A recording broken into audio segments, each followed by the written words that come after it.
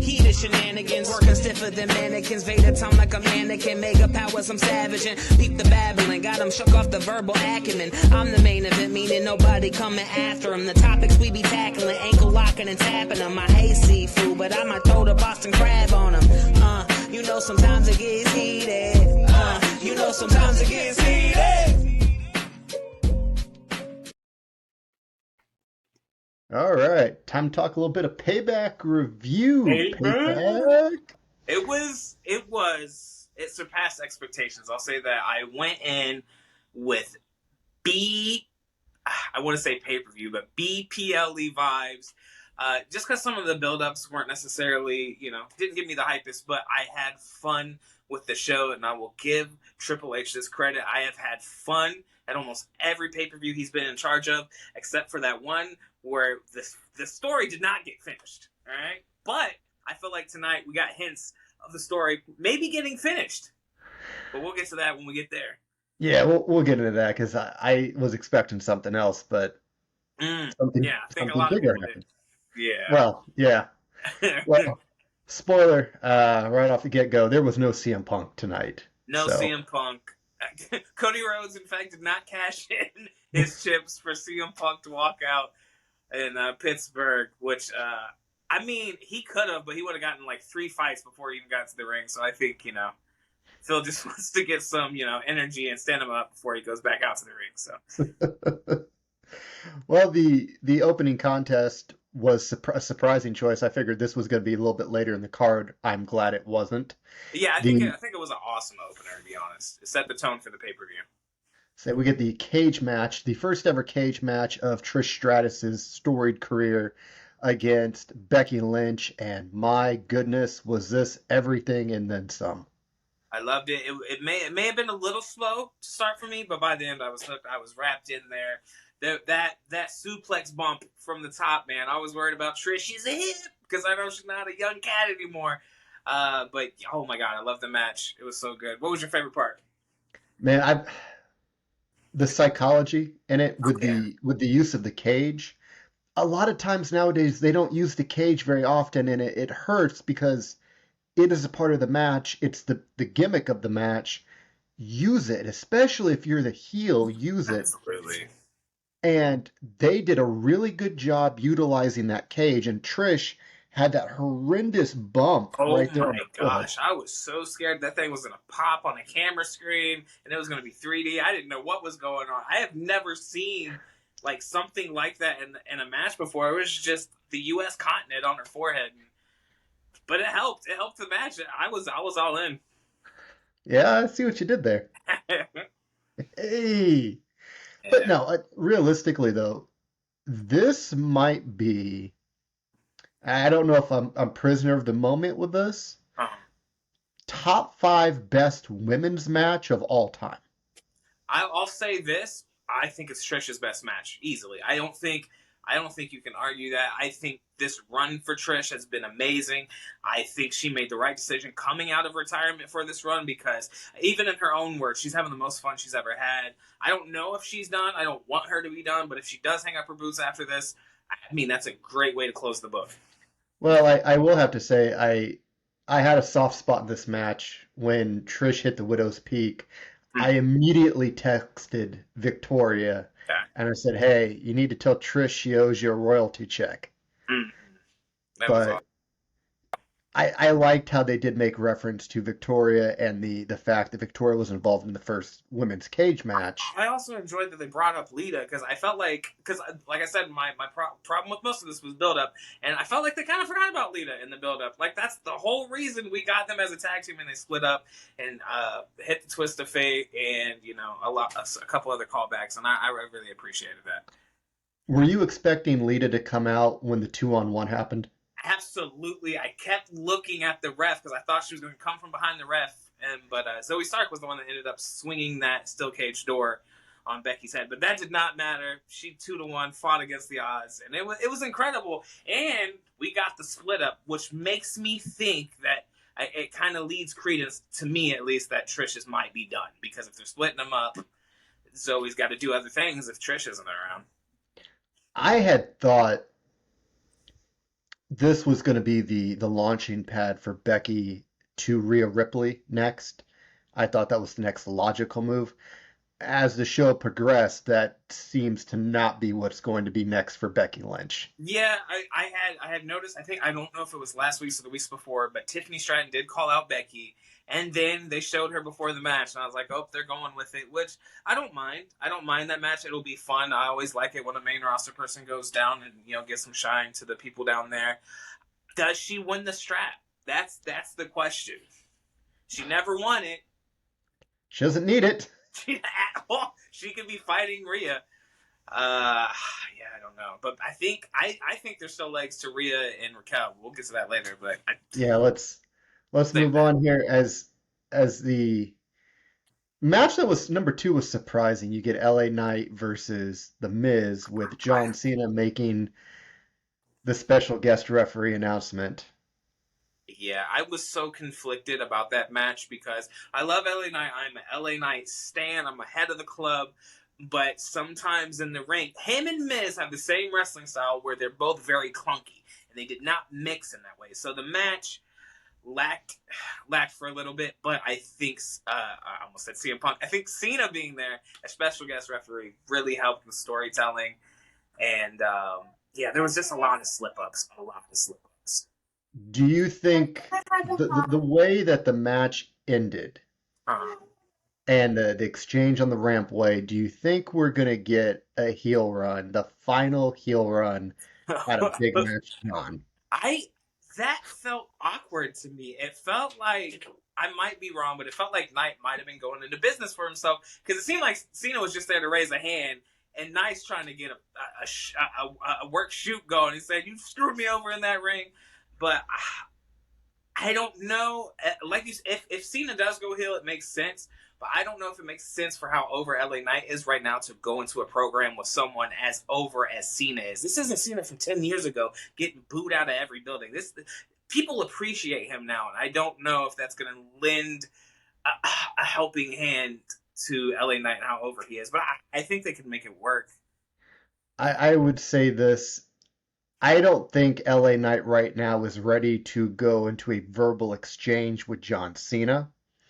It is one thing to do it against The Miz. It's another to do it against the Sensei. John Cena, yeah. We had text combos about this, and because I don't want to say John Cena is overhyped on the mic. That's not what I'm saying.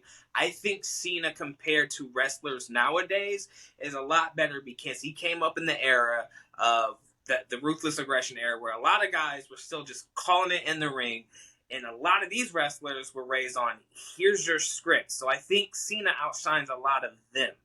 You know what I mean? But I don't think he's top 5. So every time he gets in the ring, because it happened on SmackDown, he got in the ring with Jimmy, and then I saw Twitter going crazy saying, "Oh, he smoked Jimmy on the mic." I'm like, he's not. He's good, but I just don't think he's that great. I think if it does happen, this will be the litmus test for LA Knight, and if he's worth the money. But it's just weird that they go, you can't have the U.S. title, but we'll put you in a feud with John Cena. It's just weird. I would agree, and I think this is going to be the put up or shut up feud if they're going to go there. Yeah, Cena versus LA Knight. That I could see going for like a Survivor Series match. Mm-hmm. The other interesting thing would be, do we get a John Cena Cody Rhodes matchup out of this run? Mm. John does have the ability to go wherever John pleases for feuds. Right. So it would be interesting to see. Yeah, this was, so as much as I love LA Knight, this was probably my least favorite match of the night, just like I said, it was real clunky in there. Neither of those guys are, they both have it verbally, they both have the charisma, which I think is funny because it's going into the next match. You got a guy like Austin Theory, who's amazing in the ring, don't get me wrong, but the boy has the charisma of a pebble. And and it's just incredible if they can combine those two things. If they can merge LA Knight and Theory, you have the perfect wrestler, because he really does stuff that impresses me. But I do not care because you're in WWE, the land of characters, the land of stories, and he doesn't stick out there. That's why a guy like LA Knight does. And even though he might be a little rocky in the ring, no pun intended. People compare to Rock all the time, but I think Theory doesn't stand out because of that reason. And he had that. I mean, do you have anything else to say about the LA Knight match before we move on? No, not about LA Knight, but I did want to add something into that Austin Theory. Yeah. When he was coming to the ring, before Corey Graves said it, I was just envisioning pre-evolution Randy Orton with Theory. And that is what Theory right now reminds me of, is that pre-evolution Randy Orton. Oh, absolutely. He hadn't found his way yet. The pieces were on the board, but the puzzle wasn't put together yet. Right. I like I said, Theory does things in the ring that seriously impress me, but like the build up for Rey Mysterio versus him, I did not care about. And Rey having the U.S. title is a conundrum for me because I love Rey. I think he's one of the best, but does he need this? Could this be going to someone else to build him up? If this is leaning towards an LWO split up, then I'm all for it. If they all turn on Rey and just really give him the Batista treatment. But otherwise, yeah, I just wasn't hyped for this match. But technically, it was good. It was technically a good match. I'll give you that. I was confused as hell when Rey came out and they were in the white and black shirts. It's like, wait, did they...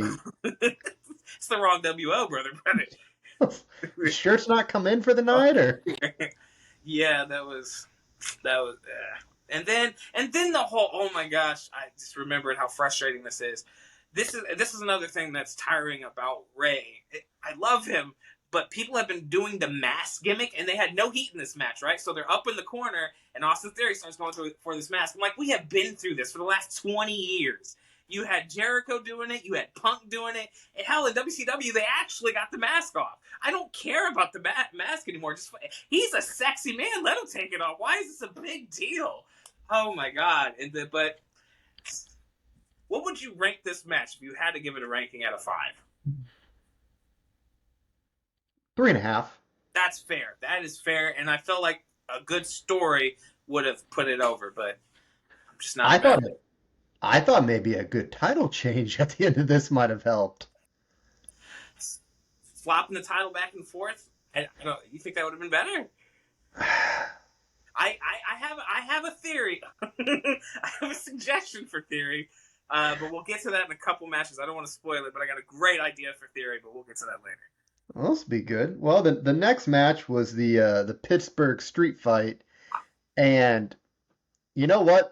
They should have just had this one be the Terry Funk Memorial match. Oh, it was this. I don't know if we're gonna agree, but this was my match of the night. This was so much fucking fun.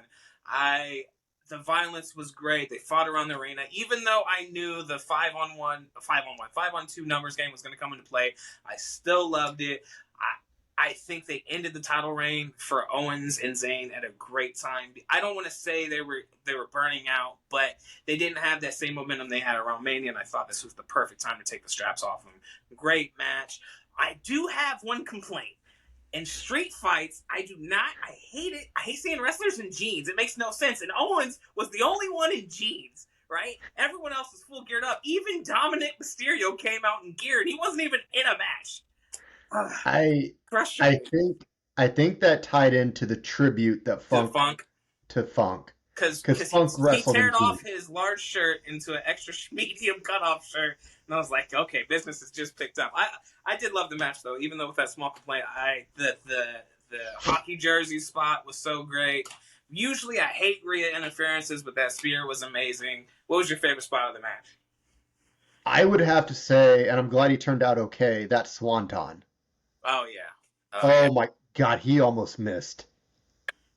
And we haven't even broke the biggest news from this pay-per-view, and that is that Finn Balor has broke the losing streak, and he has won with the weakest smack of a briefcase I've ever seen from Dominic Mysterio, but he still pulled it off, and it's a miracle. I think it is a miracle for sure, and it's magic. It's magic, man. I thought they did a really good job of making Sami and Kevin Owens look strong in the loss. It was a no disqualification match, a lot of violence. It took 5 human beings to beat those two. And also, JD McDonough almost lost the ability to walk with that That drop. power bomb. Oh my God. Check his sciatica out right now. That was incredible. That was incredible. And I want to make another point, and that is that if you are a heel, your friends will have your back no matter what. If you're a baby face, no one came to save Kevin or Sammy. Cody was in the back for his next segment, just sitting there like, come on, guys. I gotta Well, announce a special. Oh my gosh. It's so frustrating because it's just like Seth was just feuding with these guys. He doesn't care. You had Raquel who was about to fight Rhea. She wasn't keeping track of her at all. These guys just, if you want good friends, just be a heel. That's it. That is the moral of the story. Your friends will hold you down every time. you're not lying on that one. I think it's for me, I think it was like 1A for match of the night because that cage match was really so good. good. Really good. Really good. Yeah, I can see that. What are you giving this match out of 5? 5. 5. That's yeah. I'd say 4.5 just because Dominic was involved, so that's always going to bring things down. But other than that, it was like I said, I had so much fun, and that was definitely my match of the night. Especially, and it sounds like I'm beating a dead horse. I did not care about this match going in. It's a Judgment Day match, and we have talked about this. We're not necessarily the most impressed with their booking or presentation, and I still loved this match. I'll be honest, I thought for sure the ending of this match, they were foreshadowing when he pulled out the terrible towels, and they showed the Steelers earlier. I thought they were going to get involved, cost Judgment Day, because it was a numbers game, and I thought they were going to come even the odds. Glad they did. I'm glad they did. They swerved. They did. They swerved us, brother. Russo would be proud of this one, I'll tell you. He'll be proud of what's coming up, and that was the Grayson Waller effect spot with Cody Rhodes. And I messaged you immediately. I said this is not what I expected at all. They got me. Well, big match. Jay returns, and I was surprised what I thought Cody was going to announce. I honest to God thought when he said he had cashed all of his chips in, I thought he was going to get traded to SmackDown. Well, here's my theory, and I've seen a couple other people sharing it that it was a trade. He just hasn't announced the other half of that yet. Okay. You see it now. I think that would make the most sense because what does he get adding another big baby face to Raw unless he's replacing that person on SmackDown? And maybe we get it on Raw, maybe we get it on SmackDown, but I mean, it would make sense. Because I remember in the lead up to the promotion of this announcement, he was talking about finishing the story. So I think we're going to see a new chapter, and I loved, this is what I loved. They didn't have Jay cut a promo. They didn't have him say anything. He did the spot with the super kick, celebrated. Then they gave you a reason to tune in tomorrow night on Raw, or Monday night on Raw, to get the rest of the explanation. Really good booking on this segment. And I think you're onto something, man. I think you're onto something with that Cody Rhodes being a part of that deal to SmackDown. And I love how he kept the music, but he just kicked Jimmy out of there. I thought that was a nice touch. What's the best possibility coming into Raw? Him beating Gunther? Is that something you'd like to see? Chad Gable is alive, so no.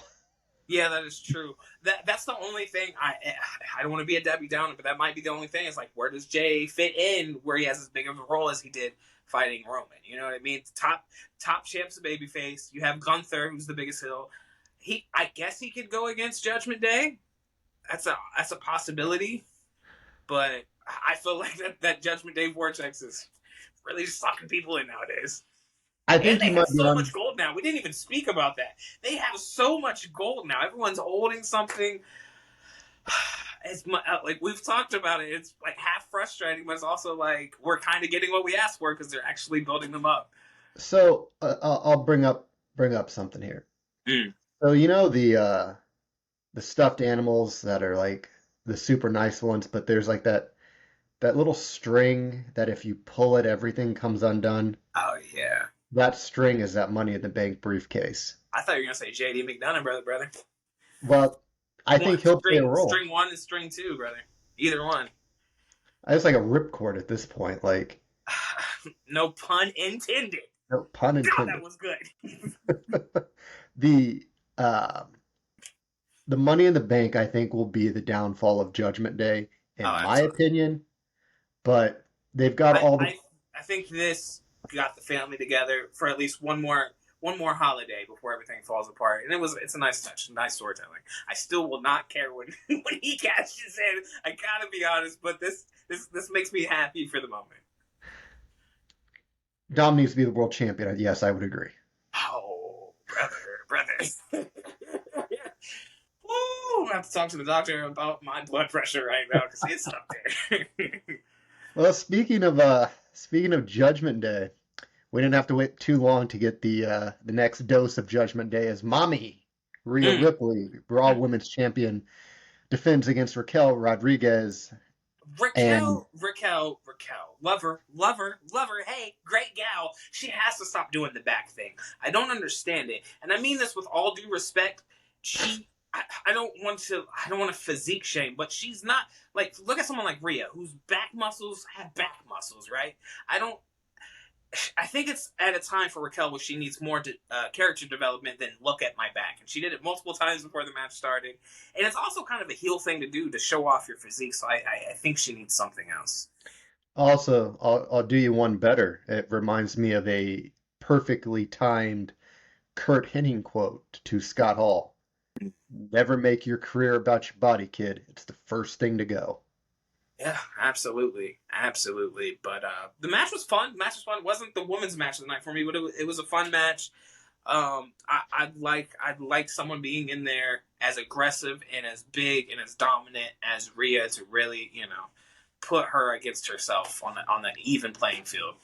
Well, if Becky looks to be involved in a feud with Tiffany Stratton coming up, what are you doing with Rhea after this? You got to continue the feud. And here's my idea from earlier, all right? It's going to play in.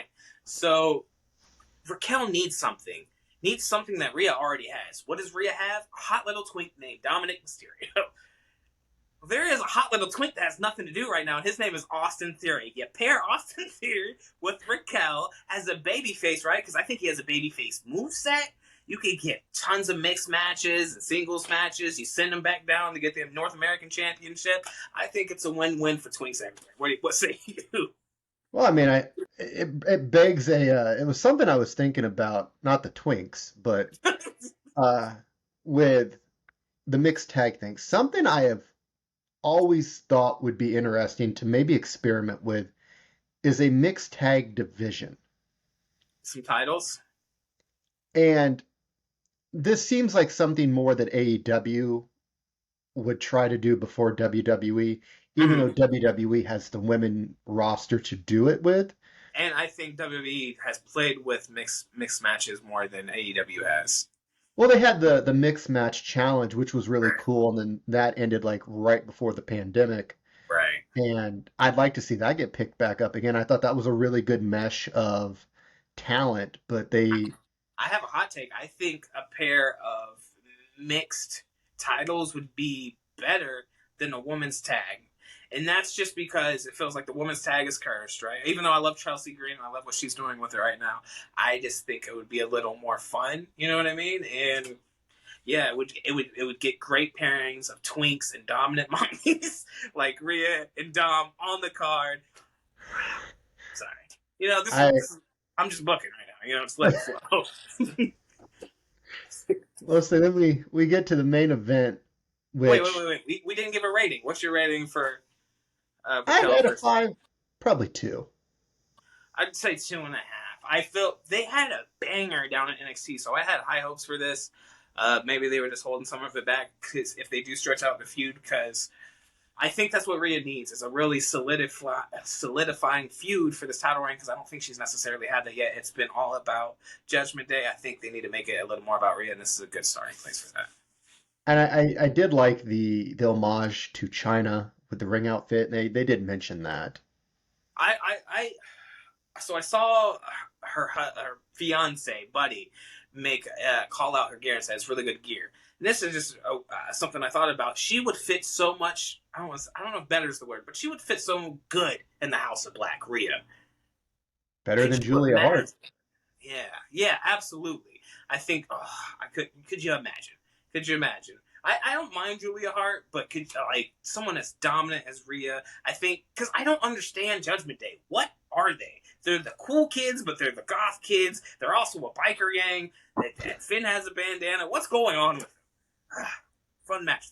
It was a fun match. Fun match. It was a lot better than the matches Rhea's been having on Raw that have been like a minute, 2-minute squash matches. Right. I think she squashed Natalya in 69 seconds. Oh, don't worry. She's getting a rematch with Natalya at the India show. Is she? Uh-huh. Yes. Are we sure Vince isn't back? I'm so confused.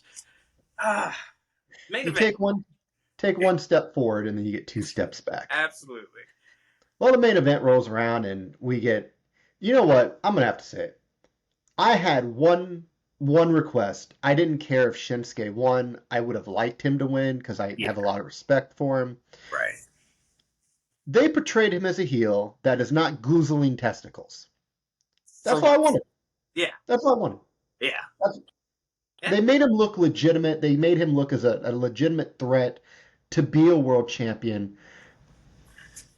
Seth got the W tonight with what was really surprising because there was such a delay after that curb stomp. Yeah. That he picked up. I thought there was living room for something. I just to talk about the build a little bit. The only thing I was a little underwhelmed by was I think they should have built Shinsuke up a little more before he got that title match. It was literally he turned on Seth, and here's a match at the pay-per-view. I wish he could have had a match against a bigger name babyface and get a big W before going up against Seth. But we didn't get that. But the crowd made this feel like a hot main event, and I really appreciated that. It was a good match. They can't have a bad match. These two cannot do it. And I feel like this presentation of Shinsuke is a little closer to King of Strong Style Shinsuke, where in that he is a heel, but he's still doing the cool shit too. And I really appreciate that. So he's doing the cool shit, but as he's doing it, he's knocking you into next week. Absolutely. And that's the King of Strong stuff for you. There was a really good spot with those two. I can't remember what it was. I thought the closing chain was really good. How they led up into the curb stomp. I thought it was really good. The cross armbar and all that was so good. The cross armbar was good, but the go behind and then the standing switch counter into the pedigree, I thought that was really creative. It was something Trips was never coordinated enough to pull off. He wasn't, man. He just hit that pedigree the same every time, but it's still great. It's still one of the best finishers of all time. You think it's weird to see the pedigree as a setup move to the curb stomp where it used to be like the finisher? It just seems like that's where we're at in time. I mean, it happened before the DDT was a finisher and then it became a setup, and now it's not even a third string move. Like, it's nothing. I think it's just going to slowly happen to all of our favorite finishers are going to be put to the end for other things. But I wish it was a finisher, man, because it looks so... You're dropping a dude on his head. It should be the end. I mean, it is the end for the next move. Like, it's the prelude to victory. Yeah. But overall, what would you give Seth Rollins and Shinsuke's match tonight? It was fun. But it always takes it a little bit out for me when I feel like I know the finish. I didn't think Shin had any chance unless there was going to be a debuting like AOP or someone to help him. I didn't see it, so I would say 3.25, 3.5, somewhere in there. Really fun. But like I said, my match tonight was the tag match. Second was probably the cage match, like you said. Overall, I think this is probably, in my opinion, the best pay-per-view that they had. And just think, this is a pay-per-view that was originally supposed to have Chad versus Gunther on it as well. That is true. I think mine is still Backlash, the one in Puerto Rico. I think the energy there was just incredible. Bad Bunny put on a hell of a show with Damian Priest. Were you surprised of no cash in? Not even an attempt in the main event. A little bit, but what I honestly think will happen, Hmm. and I think maybe you switch Cody for Jey Uso right now. War Games, Mhm. Judgment Day is a lock for War Oh, Games. absolutely. And I think if Seth is involved in the War Games, I think Senor Money in the Bank will cash in after War Games. I mean, that would be an excellent finish to work. Are we there? Are we back? Yeah, Okay. absolutely. Okay. Yeah, I think that would be an excellent finish. You've never seen it in a War Games match before. It might make me care about the cash in a little bit more than nothing. So that would definitely help. Um, yeah, I'm excited. And Survivor Series is in Chicago, so we can keep the hype train going for CM Punk just a little bit longer until he officially announces he retires. God willing. Anyway, any final thoughts on this Uh, show for tonight?